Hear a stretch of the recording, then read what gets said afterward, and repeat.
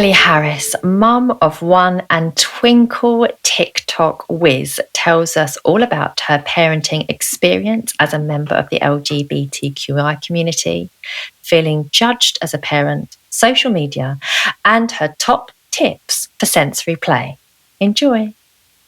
Hi, Kelly. Thank you for joining us today. You're welcome. Thank you for having me. So you have a little girl aged 3, is that correct? I do indeed, yes. Okay, so I like to start every interview with the same question, mainly to help myself feel better about my parenting fails or funny parenting moments. So could you start us off by telling us a little bit about a funny parenting moment so far? I'm sure as your daughter's 3, you've got many. Yeah, there are many, but the one that stands out the most is the key incident, the car key incident. So I had my niece, who was about 1 at the time, and my daughter was about 6 months. Oh no, she was about 1.5. And I decided to take them for a quick evening dog walk before my sister picked up her daughter. So we went to the park. The gate was closed, so I had to park outside, and I was getting the dog in the car. I got Lola all strapped in. She was a little baby. And then I got my niece strapped in, and she was being really fussy. So I gave her my car keys, and she was clicking the button on and off. And I went, right, that's it. I grabbed the car keys and I chucked them on the front seat. I closed her door. I closed Lola's door, and I went to get into the front seat to start driving, and the car was locked. And I just went into absolute panic mode.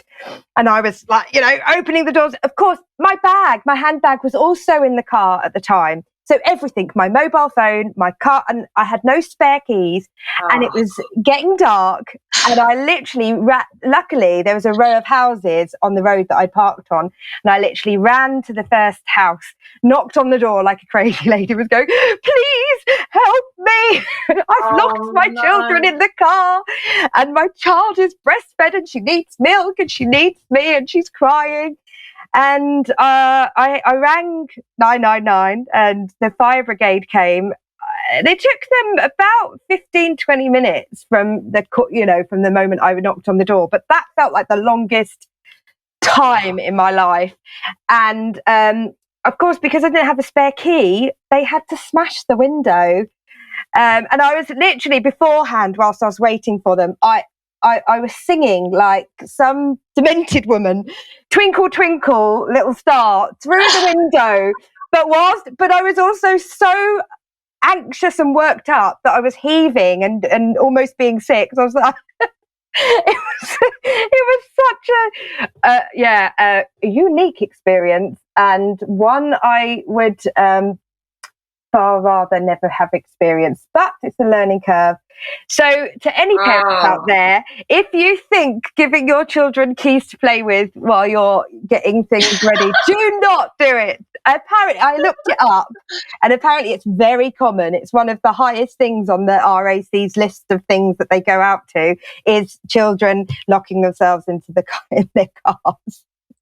Oh, how was she? How did she react? Well, I mean, I had the dog, the baby, and a 1.5-year-old in the car. They were all quite calm and fine. Well, until it started getting dark, and it was about an hour all in all, and she was really crying, and I just felt so helpless.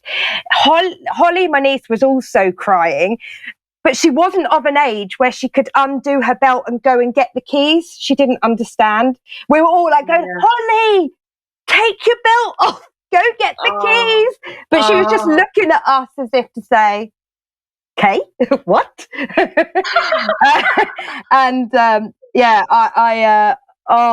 I felt so terribly bad. And I just couldn't believe it happened, really. But if it was going to happen to anyone, it would happen to me. There are plenty of stories like it. Oh, no, I'd have to pick your brains about some of the other ones. I think the trials that we have to go through as mothers, I mean, that's just a day in the life of, isn't it? It's just... Parenting is very much a suck it and see experience. It's a wig and a prayer, yeah. You do really have to live it, and then hopefully just not beat yourself up too much after. No, and you know what? I think the best thing to do is to talk about it with other parents, because sometimes we feel like we can't talk about these experiences because people will judge us. But actually, when you start telling people, they're like, oh yeah, I did that, or that happened to us. And then suddenly you go, oh, it's not just me. Other people make mistakes too. And then it kind of puts you at ease. It really does. And I think that's the intention of this podcast, particularly, to just feel like we're all in it together and feel like we're all in the same boat, and there's no judgment and there's no, coming up against each other. It's just a sharing of the ridiculousnesses that is sometimes parenting. Exactly. What I loved, we chatted last week, didn't we? And what I absolutely loved about our chat was what an open book you are. And I also loved how, indeed, you did talk about your life story and your parenting experience with in such a sort of candid and unconcealed way, which I really, truly loved. And I'm just wondering if we can sort of hit the ground running with this interview, and if I can ask you about your parenting experiences through the lens of being part of the LGBTQI community. So if you wouldn't mind talking about perhaps how you identify, your journey, and then maybe lead us into how perhaps you talk about this with your daughter. Yes. So basically, I came out of the closet when I was about 24. Before that, I was very much wanting to go down the society route, what was expected, because the times were quite different then, even back when I was young, and there wasn't much representation around.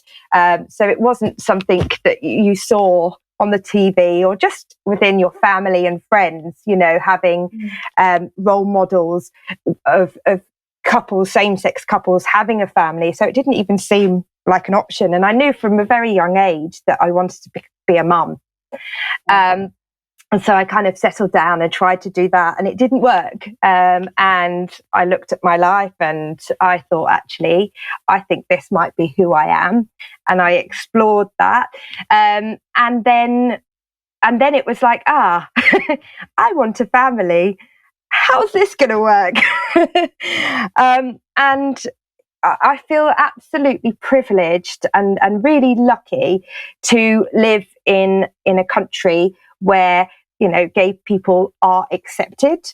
And even though there are struggles compared to the situation around the world, I find myself in a very lucky position. And indeed, I was also lucky with the friends and family around me at the time who were very accepting and very excited about the prospect of me having a family and not thinking that was going to set us back too much, which was lovely, because as parents will know, it's so much better when you've got family and friends on board and by your side. But of course, it's not always that straightforward. As a man meets woman, they decide, they get married and they have a family and they start trying. And that's not to say that it is easy for every heterosexual couple, because that is not the case. But there's obviously different difficulties that the LGBTQ plus community faces. So when I met my partner, who I decided to settle down with, and we both decided we want children, that's kind of where the journey began. But the difficulty facing most, I would say, for lesbian couples, I can't really speak on behalf of gay couples because it's, again, a different experience. But you've got this kind of, do you go down the private route and do it yourself, find someone to support you in, find a sperm donor, or do you go the expensive route, basically? And it's really hard because both routes have difficulties. So you can go down the route of finding your own donor, and then you don't have the high costs, but then you don't have the legal security that you do when you go through clinics, because when you go through a clinic, you don't necessarily have to be married and things like that. And that partner will be considered on the birth certificate as the legal parent. Okay. So we decided to go down the free route, And we found a sperm donor, but we decided as a couple we'd like Lola to know who her dad was and where she came from. And basically that's how she came about. And Lola has contact with her dad, and we see him every now and again. The Twinkl Parents Hub is full of helpful advice, activities and ideas to support people like you. You can find stacks of content to help with your child's learning, blogs packed with fun ideas and resources to support you and your child's health and well-being. Head to the Twinkl website, click Parents and see how we can help you survive and thrive. Twinkl Parents, made by teachers, trusted by parents. My partner and I are bringing up Lola, and the only difficulty we have is the fact that my partner has to adopt Lola, which is just a pain, really, because although we've progressed a lot, the law hasn't progressed quite enough for the LGBTQ plus community, and we wanted to go down the route of a clinic, but it was just far too expensive and far too complicated. So yeah, it's really complicated. And I've had people contact me who are saying, "Oh, I know someone who's trying, a same-sex couple. Can I give them your number?" And the same conversations are coming up, the difficulties. What do we do? Do we go down this route? Do we go down that route? And it's really hard. There's no easy way of doing it, to be honest. But it would be very hard to just give a prescribed bit of advice, wouldn't it? Because as you say, each individual couple. It would be very much easier if it was made affordable and it was made, because in terms of the doctors, you don't class as infertile, so therefore you aren't given that treatment. But without that treatment, you cannot just make a miracle. And then if you do go your own route, then people judge you for that, and actually you're backed into a corner, which is really difficult. But it shouldn't put people off starting families, because it's the most amazing thing. It's the hardest thing I've ever done, but the most incredible thing. And I spent many years very depressed and very upset, and really struggled with jealousy of seeing all my family and friends having children and me desperately wanting them, and knowing it wasn't going to be that easy. So I joined a few groups for support with that, but it was very much more the kind of infertile groups, because they knew what it was like not to have. There wasn't really any support for someone in my position who was able to have a child, as far as I knew it, but didn't have the means to do so. So it was interesting and difficult, and it's had its ups and downs, but we're incredibly excited to expand our family in the future. My other half is going next. So yeah, she's really excited about that. And so are we, but we've just got to get a few more pennies in the bank and and we'll be there. Or you can embark on that journey. It's expensive having kids. I can completely appreciate that, and I wish your partner lots of luck with that, and I really hope that you expand your family in the way that you want. So thank you for sharing your story. I just wanted to pick up on something you said about judgment there, because I know that parents do quite often feel very judged, and I think probably from the minute the pregnancy occurs to going through breastfeeding and going through bringing up, if that's what you choose to do, and then going through actually parenting. I know that when we talked last week, you did mention about how you felt judged by certain healthcare professionals, especially when you were going through that breastfeeding experience and trying to sort of wean her off. Do you want to talk to us a bit about what kind of judgment you've come up against in that respect? Absolutely. I mean, I think every parent, particularly mothers, for some reason, will feel judged at some point, and it does tend to start, like you say, from pregnancy, with the choices that you decide to make, whether you're going to have a C-section or not, whether you're going to have an epidural or not, and for me, the biggest judgment that I found difficult was through the breastfeeding experience. And for me, actually, it wasn't the beginning. I felt like I had such a great support from the healthcare providers and from friends and people online with how to start. The issue was when we passed the 6 months stage, and I suddenly realised, without having had any support or any information, that I was expected to have stopped breastfeeding at 6 months. And that purely came from, for example, I rang 111. I was a bit poorly and I needed medicine. And at that point I said, I am breastfeeding. And I was asked, how old's your child or your baby? And I said, she's 7 months or something. Oh, you're still breastfeeding? Well, blah, blah, blah. And I had this, and it was a male caller. It was lovely, but I had, he was giving me his own experiences about how his own children, they stopped breastfeeding at that point, and I just felt I felt almost lectured at, and I felt embarrassed, and I felt like I was doing something wrong. And as a first time mum, you want to do things right.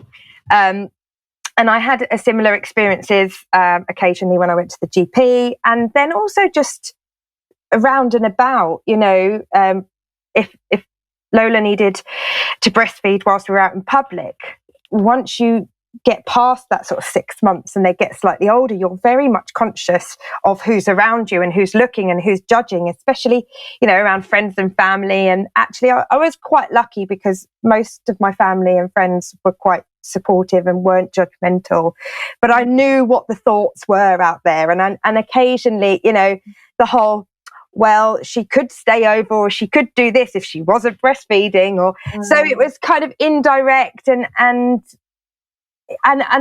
felt so frustrated by it, because I thought, you, as from the professional side of things, you really wanted me to do this and you put all your effort into it, and then I was really successful at it, and then you expected me to stop, which is actually really difficult when your child has had nothing else but breast. They've not had a dummy, they've not had a comforter, they've not had a bottle because they didn't take it. And then suddenly you're supposed to take this thing that gives your child comfort. And also, the World Health Organization said feed to 2 and beyond. It's good for them, especially with the pandemic, with everything going around. You want to make sure your child's immune system is as strong as possible. And it was incredibly difficult. And I felt the older she got, the quieter I got, the more covered up I'd the more places I'd hide, and the more I wouldn't talk about it. And and it's simple, but someone would say, "Oh, you're still breastfeeding," and that still is so loaded. It's so loaded because it's insinuating, oh, you should have given that up by now. Isn't she a bit old for that? And it's the same sort of on social media, because there's a few big players out there who are doing a really good job for breastfeeding mums. But you only have to look at the comment section to know how a lot of people feel about it. And it's hard not to take that on. That must feel like you've been put upon in some way, I'm wondering. I think that covert criticism is sometimes the hardest to deal with. Sometimes you'd rather it just be plain and upfront than rather just someone hide behind certain unfortunate comments. So absolutely. I can understand that. And it's not, a lot of it isn't science-based. It's based on their opinion. So they haven't necessarily actually looked at the facts or the benefits and whatnot. They've just done, because breasts are sexualized. And I think that is the biggest part of our problem as a society, that people just can't switch their brain. They go, well, that's for your partner. And, if a baby has to have it, well, then that's fair enough. But anything past that, well, that's wrong. There must be something wrong with you. And it makes you feel really insecure as a person, when all you're trying to do is just comfort your child and do the best for your child. So, it's tricky. It is tricky, and thank you for sharing that. I'm wondering if what you mentioned there about social media as well, because I know that you do the Twinkl TikTok, and I know that you've been amazing at that. And I'm wondering how you feel in terms of social media amplifying, if you have experience in that field, amplifying that judgment online. What would you sort of say about that? It's a double-edged sword, really, because there's a wonderful TikToker who promotes breastfeeding, and actually she gave me some good advice, and that was on a live, which was kind of a Q&A session. So it was really nice, and she actually said that she gets that question a lot. But it is just really hard because you can't help but click on videos or see videos and get and become intrigued as to what people think. And I don't know, you have to have quite a strong resolve to think, okay, it's the way we should be thinking about social media as a whole, really, because it doesn't matter whether it's breastfeeding or whatever parenting choice, whatever life choice you've made, there's always going to be people on there that are going to have a different opinion. And I think as a parent, you've got to just smile and wave and go, okay, that's helpful. That wasn't helpful. That was unkind. That's, it's one of those, you've got to, if you're struggling with it, then come away. That's what I would say. If you feel like you're starting to take on these comments and it's really affecting your mental health, it's really important to take a break and say, actually, I need a break from social media. And even though it's helpful to me at the moment, the negatives are outweighing the positives. I need to take a little break, restock, remind myself that I'm doing a great job, and then come back to it when I'm in the right frame of mind. Yeah, and having that self-compassion is really key, isn't it, when it comes to actually getting through the whole experience? Because if we start condemning ourselves, if we start being mean to ourselves and having a harsh internal voice, and that makes the whole experience incredibly arduous and like an uphill struggle. Yeah, and I think sometimes sometimes analysing it a little bit as well and thinking, actually, why are certain mums or certain parents saying things to make other people feel bad about themselves? And actually, when you come to it, I think most of the time it's just an insecurity on their own behalf. They want validation for their own parenting choice. And if you do something that's different to their parenting choice, then you might make them feel unstable about their choice. So instead, they dig their heels in and go, you're wrong. Whereas rather than just having a discourse going, actually, that's different to me, but you crack on if it's working for you. It's the same old story with the bullying. What we tell our children, if you're being bullied, it's quite often because they're jealous or they're insecure and they've got their own issues. And unfortunately, it's coming out in the wrong way. And if you understand that that's probably what's happening, it makes you feel a bit better about the whole situation. It's not a personal dig at you. It's actually them struggling internally with their own parenting choices.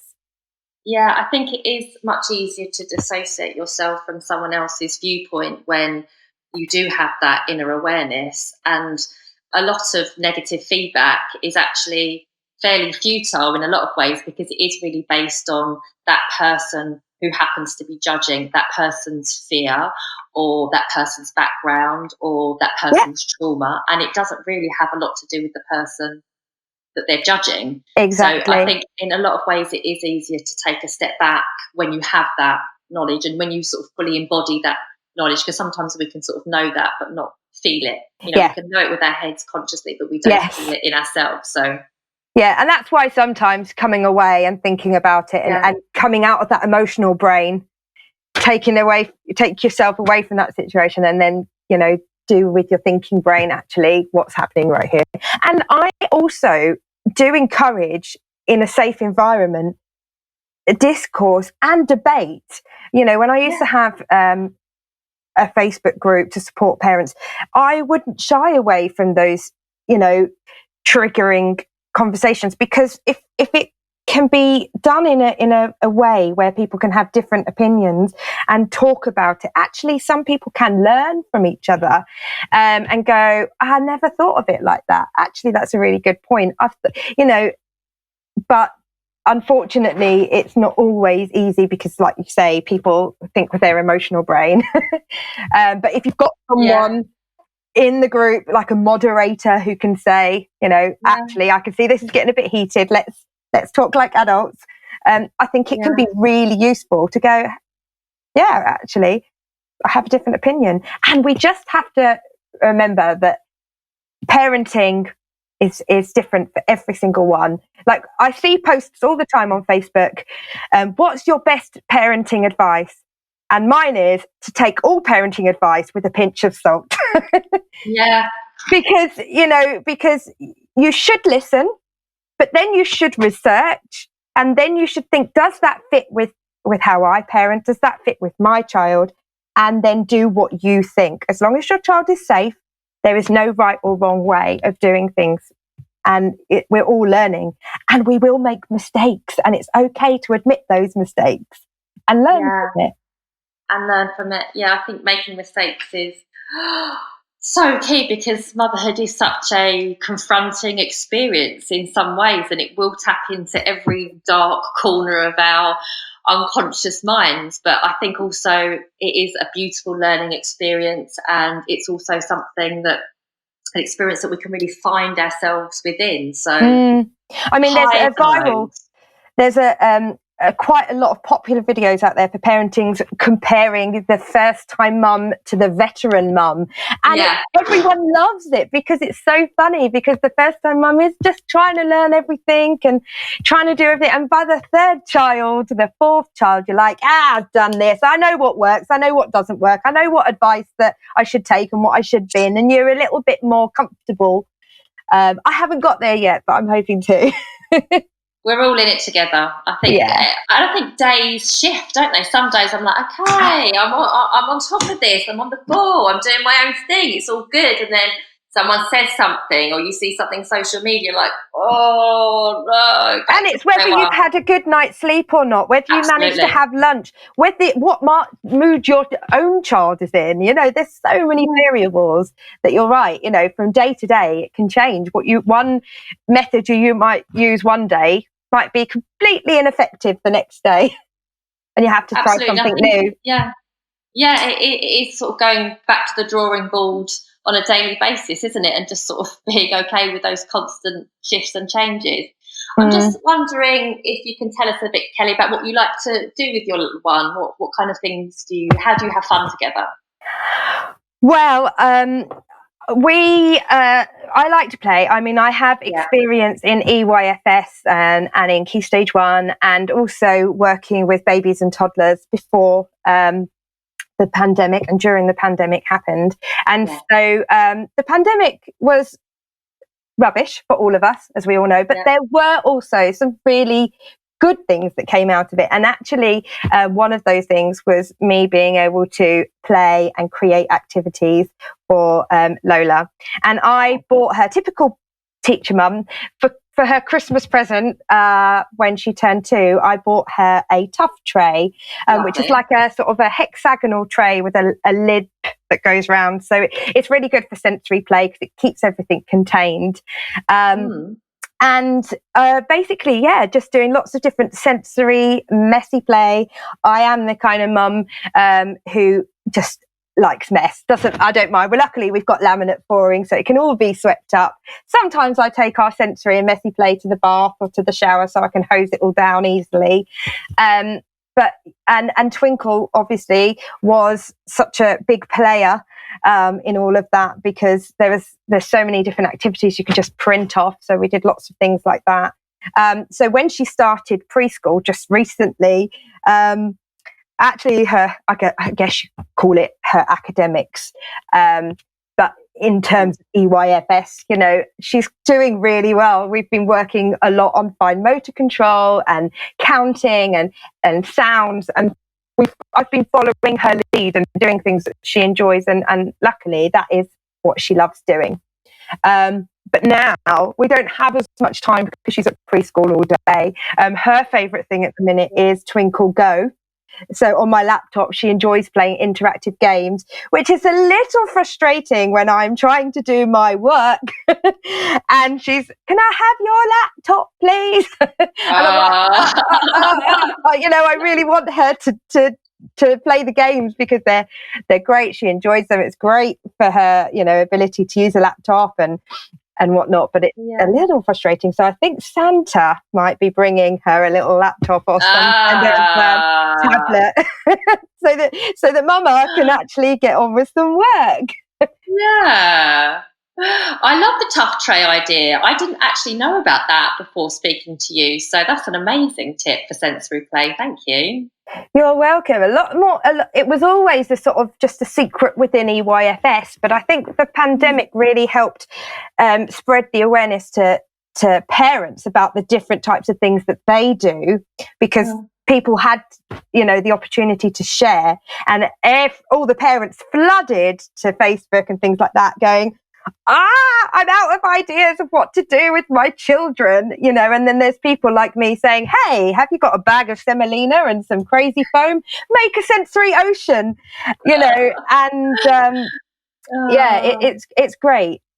Yeah. Oh, amazing. Well, I wish I'd have had you perhaps when my oldest is 10, well, 10 this year, in a couple of months, and my little boy is 7. So I missed a trick there, honestly. I wish I had you to guide me. That's the thing, because the great thing about like the tough trays and things like that, because the girl, Lola had her nieces around, they're the only ones that she saw during the pandemic.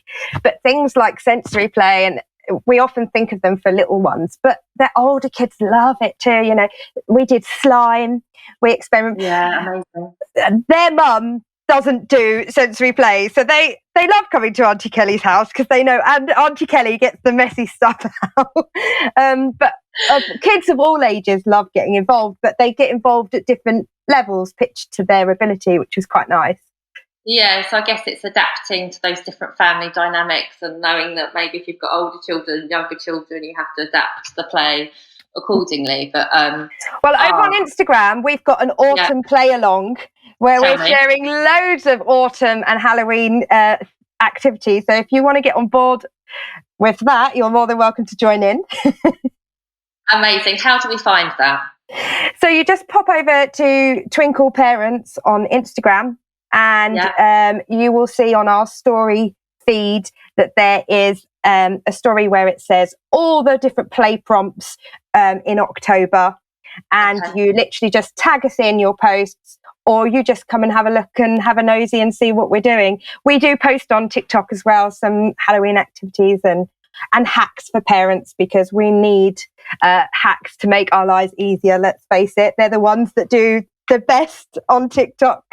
That's what we're there for. Make my life easier. Yes. So come on over to the Instagram. What is the @ what is it? Twinkl Parents. Yeah. Basically, across all social networks, we are Twinkl Parents. Twinkl Parents across all social networks. So that's right. Please do check us out there. Yeah. So I just wanted to say thank you for sharing your story with us. And thank you for being such a delight of an interviewee. Oh, thank you. Oh, no, you're very welcome. And good luck with everything that happens to you in the future as a family. Thank you very much. Take care. Lots of love. Bye. Take care. Bye.